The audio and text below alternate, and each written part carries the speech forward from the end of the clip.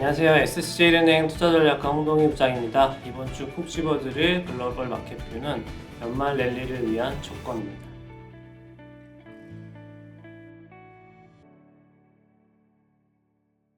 네.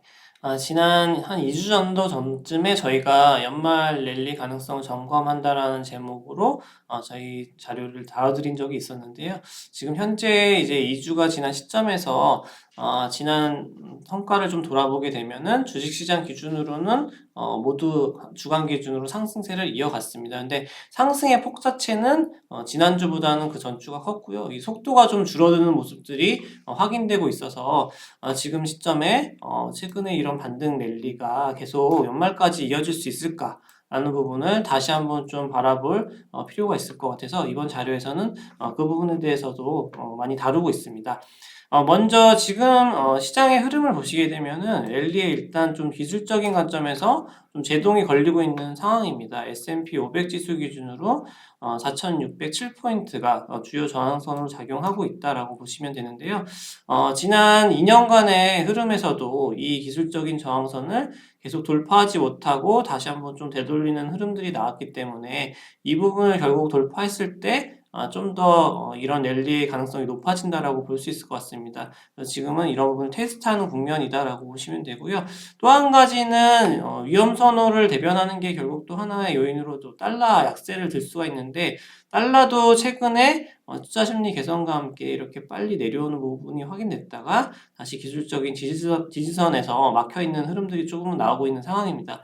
그래서 같이 이런 기술적인 관점을 봤을 때는 좀 더 이제 증시 행보가 이어질 수 있겠다라는 부분도 찾을 수가 있습니다. 그런데 그 외에 다른 요인들의 긍정적인 부분도 존재한다고 보기 때문에 이 부분을 좀 말씀을 드리려고 하는데요. 지금 이제 공포와 탐욕 지수라고 불리는 대표적인 심리 지표를 보시게 되면 탐욕의 영역이지만 아주 극단적으로 쏠려 있는 상황은 아닙니다. 그리고 투자자들의 투자 포지션 관점에서도 지난 한 달간 증시에 참여하지 않은 개인 투자자나 이제 뮤추얼 펀드 자금이 아직은 많이 있기 때문에 추가적으로 시장에 유입될 자금 여력은 좀 더 충분하게 모여 있다라고 저희가 좀 보고 있고요. 그렇기 때문에 시장에서 그러면 어떤 부분을 봤을 때 좀 더 안도하면서 이렇게 참여를 할 수 있을까라고 하면 결국에는 달러가 그리고 미국 국채 금리가 추가적으로 하락하는 게 좀 필요하다라고 보고 있습니다. 이번 랠리를 만든 것도 결국 5%까지 갔던 금리가 빠르게 안정화되고 달러도 그와 더불어서 약세를 보인 부분이 좀 긍정적으로 많이 작용했기 때문에 이 부분을 좀 더 이어지는 게 필요하다라고 보는 거고요. 이런 이 달러와 국채 금리 하락을 만들기 위한 요건으로는 세 가지 정도 중에 하나만 충족돼도 좀 가능할 수 있을 것으로 봅니다. 그래서 세 가지를 말씀을 드리려고 하는데요. 첫 번째는 미국 경제 지표가 좀 완만하게 둔화된다라고 하면 금리 하락 요인으로 작용할 수 있다고 보고 있습니다. 11월에 나왔던 고용 소매 판매 지표들이 완만한 둔화를 보이면서 그 부분을 뒷받침했기 때문이고요. 지난주에는 이 블랙 프라이데이도 있었고 그렇기 때문에 이 전체적인 평가는 여전히 소비가 견조하다는 흐름이지만 실질적인 지표 관점에서 어떻게 반영될지 여부를 계속 바라보실 필요가 있을 것 같고요. 두 번째는 연준의 스탠스가 전환되는 게 좀 더 확인될 필요가 있습니다. 이번 주 12월 2일에 파월 연준 의장 연설 예정되어 있고요. 지금 FOMC가 12월 중순에 있기 때문에 그 전에 다시 한번 파월 의장의 생각을 읽을 수 있는 기회가 될 것으로 보입니다.